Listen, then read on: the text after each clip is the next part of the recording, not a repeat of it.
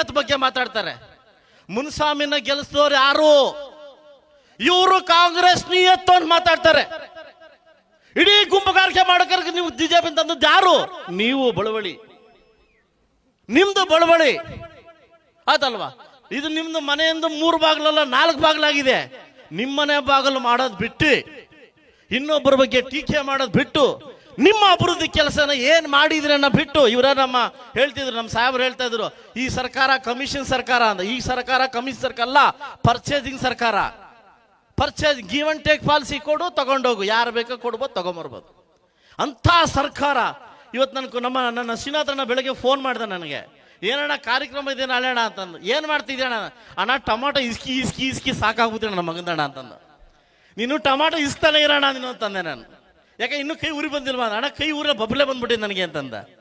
ಇವತ್ತು ನಿಜವಾಗೂ ಸಂಘಟನೆಗೆ ಒತ್ತು ಕೊಟ್ಟು ಕೋಲಾರ ಜಿಲ್ಲೆಯಲ್ಲಿ ನಾವು 2 ಶಾಸಕರು, 1 MP, ಇನ್ನೊಂದು MLC, 4 ಜನ ಇದ್ದೀವಿ.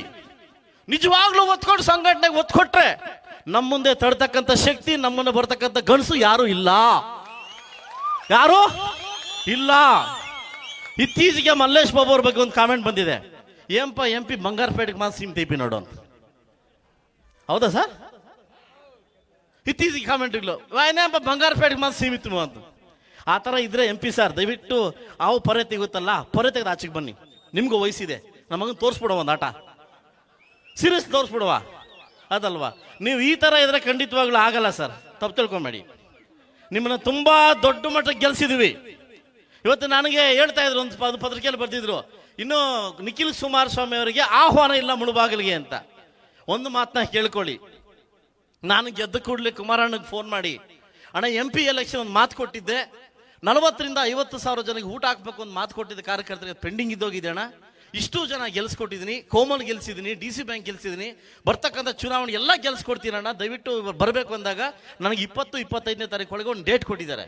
ಆ ಡೇಟ್ ನಾನು ನಿಖಿಲ್ ಅಣ್ಣಗೆ ಹೇಳಿದೆ, ಅಣ್ಣ ಅಪ್ಪ ಬರ್ತಾ ಇದ್ದಾರೆ, ಆ ಜೊತೆಗೆ ದೊಡ್ಡ ಕಾರ್ಯಕ್ರಮ, ಒಂದು 30,000 ರಿಂದ 40,000 ಜನ ಸೇರಿಸಿ ಒಂದು ಕಾರ್ಯಕ್ರಮ ಮಾಡ್ತೀನಣ್ಣ, ಜಿಲ್ಲಾ ಪಂಚಾಯತ್ ತಾಲೂಕ್ ಪಂಚಾಯತ್ ನಾನು ನಾಂದೇ ಆಗ್ಬೇಕಣ್ಣ, ನನ್ನ ಗೆದ್ದಿರ್ತಕ್ಕಂಥ ಎಲ್ರಿಗೂ ಸನ್ಮಾನ ಮಾಡ್ಬೇಕು ಅಂತ ಹೇಳಿದಾಗ, ಅಣ್ಣ ದಯವಿಟ್ಟು ನಿನ್ನ ಡೇಟ್ ಲೇಟ್ ಮಾಡುವಂಥದ್ದು. ನಾನು ಅವ್ರ ಹತ್ರ ವಿದೇಶದಲ್ಲಿದ್ರು ಕೂಡ ಫೋನ್ ಮಾಡಿ ಲೇಟಾಗಿ ಡೇಟ್ ತಗೊಂಡು ಕಾರ್ಯಕ್ರಮನ ನಿಗದಿಪಡಿಸಿದ್ವಿ. ಇವತ್ತು ನೈಟ್ ಕುಮಾರಸ್ವಾಮಿ ಅಣ್ಣವರು ನಂಗೆ ಡೇಟ್ ಕೊಡ್ತಾರೆ. ಸುಮಾರು ಎಲ್ಲ ಕಾರ್ಯಕರ್ತರಿಗೂ ನಾನೊಂದು ಅವತ್ತು ಸವಾಲು ಹಾಕಿದ್ದೆ, ಇವತ್ತು ಸಮೃದ್ಧಿ ಮಂಜುನಾಥ್ ನಾಯಕನಲ್ಲ, ಬಿಲ್ಡಪ್ ಕೊಡೋ ನಾಯಕನಲ್ಲ, ಪೇಪರ್ ಅಲ್ಲಿ ಸ್ಟೇಟ್ಮೆಂಟ್ ಕೊಡೋ ನಾಯಕನಲ್ಲ, ವರ್ಕ್ ಮಾಡ್ತಕ್ಕಂಥ ಶಾಸಕ ಅಲ್ಲ, ಸೇವಕ. ನಾನು ವರ್ಕ್ ಮಾಡಿ ತೋರಿಸ್ತೀನಿ. ನಾನು ಸುಮ್ಮನೆ ನಾನು ಡೂಪ್ಲಿಕೇಟ್ ಮಾತುಗಳು, ಇನ್ನೊಂದು ಮಾತು, ನಾನು ಏನು ಹೇಳ್ತೀನೋ ಅದೇ ಮಾಡ್ತೀನಿ. ಮಾಧ್ಯಮದವ್ರ ಒಂದು ಪ್ರಶ್ನೆ ಕೇಳಿದೆ, ಇಲ್ಲಿ ತನಕ 8 ವರ್ಷಗಳ ಸುದೀರ್ಘ ಅವಧಿಯಲ್ಲಿ ಎಲ್ಲಾದ್ರೂ ನಾನು ಡೂಪ್ಲಿಕೇಟ್ ಮಾತಾಡಿದ್ದೀನಾ? ಮಾತಲ್ಲಿ ಏನಾದರೂ ಬೇರೆ ಮಾತಾಡಿದ್ದೀನಾ? ಇಲ್ಲ, ಮಾತಾಡೋದಿಲ್ಲ. ಯಾಕಂದ್ರೆ ನಾನು ವರ್ಕ್ ಮಾಡಿ ಮಾತಾಡಿ ತೋರಿಸ್ತೀನಿ. ಅದರಿಂದ ಇವತ್ತು ನನ್ನ ನಿಖಿಲ್ ಕುಮಾರಸ್ವಾಮಿ ನಮ್ಮಣ್ಣ ಇದಕ್ಕೆ ಬಂದಿದ್ದಾರೆ, ಜನರೊಂದಿಗೆ ಜನತಾದಳ. ನಾವು ಈ ತರ ಕ್ರೌಡ್ ಮಾಡಿ ಇನ್ನೊಂದು ಮಾಡಿ ಖಂಡಿತವಾಗ್ಲೂ ಆಡೋದಿಲ್ಲ. ಪ್ರತಿಯೊಬ್ಬ ಕಾರ್ಯಕರ್ತರು ಕೂಡ ಸದಸ್ಯನಾಗಿ ಈ ಪಕ್ಷಕ್ಕೆ ಬಲ ತುಂಬುವಂತ ಕೆಲಸವನ್ನ ನೀವು ಮಾಡ್ತೀರಾ ಅನ್ನೋ ಒಂದು ನಂಬಿಕೆಯಿಂದ ಇವತ್ತು ನಮ್ಮೂರಿಗೆ ಬಂದಿದ್ದಾರೆ. ಆ ಕೆಲಸವನ್ನು ಮಾಡಿ ಅಂತ ಹೇಳ್ತಾ, ಮುಂದಿನ ದಿವಸ ನಾನು ತಳಮಟ್ಟದಿಂದ ಕೂಡ ನಾವು ರಾಜಕಾರಣವನ್ನ ಸಂಘಟವನ್ನ ಮಾಡಬೇಕಾಗುತ್ತೆ. ನಮ್ದೇ ಅಂತ ಕಾರ್ಯಕರ್ತರು ನಾಯಕರು ನಮ್ಮ ನಂಬ್ಕೊಂಡಿದ್ದಾರೆ. ದಯವಿಟ್ಟು ಅದಕ್ಕೆ ಬಲ ಕೊಡಬೇಕು ಅಂತ ಜಿಲ್ಲಾಧ್ಯಕ್ಷರಲ್ಲಿ ಮನವಿ ಮಾಡ್ತಾ, ನಮ್ಮ MP ಮನವಿ ಮಾಡ್ತಾ, ರಾಜ್ಯಾಧ್ಯಕ್ಷರಲ್ಲಿ ನಮ್ಮ ನಿಖಿಲಣ್ಣ ಮನವಿ ಮಾಡ್ತಾ, ಎಷ್ಟೋ ಜನ ಇವಾಗಲೂ ಕೂಡ ಸೋತ್ರು RCB ಅಂತಾರೆ. ಅದೇ ರೀತಿ JDS ಅನ್ನತಕ್ಕಂಥ ಫ್ಯಾನ್ಸ್ ಇದ್ದಾರೆ. ಅವ್ರಿಗೋಸ್ಕರ ನಾವು ಬದುಕಬೇಕು ಅಂತ ಹೇಳ್ತಾ, ಅವ್ರಿಗೋಸ್ಕರ ಸಂಘಟನೆ ಮಾಡ್ಬೇಕು ಅಂತ ಹೇಳ್ತಾ, ಮುಂದಿನ ದಿವಸ ನೀವೇನೇ ಹೆಜ್ಜೆ ಇಟ್ಟರು ಕೂಡ ಹೆಜ್ಜೆಯಲ್ಲಿ ಹೆಜ್ಜೆ ಇಡ್ತೀವಿ ಅಂತ ಹೇಳ್ತಾ, ಖಂಡಿತವಾಗ್ಲೂ ಒಂದು ನಿಮಗೆ ಗೊತ್ತಿರಬೇಕು, ನಾನು ಸ್ವಲ್ಪ ಕೋಪ ಮಾಡ್ಕೊಂತೀನಿ ನೇರವಾಗಿ. ನಾನು ಇನ್ನೊಂದು ಮುಂದೊಂದು ನಮ್ಮ ತಾಯಿ ನಾನು ಮಾತಾಡೋದು ನಾನು ಬರಲ್ಲ, ನಾನು ಮಾತಾಡಿಲ್ಲ. ಅಣ್ಣ ಕುಮಾರಣ್ಣ ನೀನು ಮಾಡೋದು ತಪ್ಪು, ಅಲ್ಲೇ ಸುಮ್ಮನೆ ಅಣ್ಣ ನೀನು ಮಾಡೋದು ತಪ್ಪು ಅಂತ ಹೇಳ್ತೀನಿ. ನಾನು ಸ್ವಲ್ಪ ನೇರ ಮಾತಾಡ್ತೀನಿ. ಇತ್ತೀಗೆ ಸ್ವಲ್ಪ ಚೇಂಜ್ ಆಗಿದ್ದೀನಿ ಬ್ರದರ್, ಸ್ವಲ್ಪ ಚೇಂಜ್ ಆಗಿದ್ದೀನಿ. ಯಾಕೋ ಇದಕ್ಕೆ ಕಾಲ ಬರ್ತಾ ಇಲ್ಲ, ಇದಕ್ಕೆ ಅನುಭವ ಅಲ್ಲ, ಕಾಲ ಬರ್ತಾ ಇಲ್ಲ. ಇದೇ ಥರ ಆಡಿ ಕರೆಕ್ಟಾಗಿ ಹೋದ ಕರ್ಣ, ಇದ್ಯಾಕೋ ಜಾಸ್ತಿ ನಿಯತ್ತು ಕಾಲ ಸ್ವಲ್ಪ ಬದಲಾಗಿದ್ದೀನಿ. ಬದಲಾವಣೆ ತೋರಿಸ್ತೀನಿ ಖಂಡಿತವಾಗ್ಲೂ. ನಿಮ್ಮ ಜೊತೆ ಇರ್ತೀವಿ. ಇನ್ನೊಂದು ಮಾತಾಡೋದು ಮುಂದೊಂದು ಮಾತಾಡೋದು ನಮ್ಮ ಜಾಯಮಾನದಲ್ಲಿ ಇಲ್ಲ. ಏಕಿ ಅಲ್ಲೇ ಆಡ್ರಿ, ಅಲ್ಲೇ ಬಹುಮಾನ ಸಿಗ್ಬೋದು, ಹೋಗ್ಬೋದು.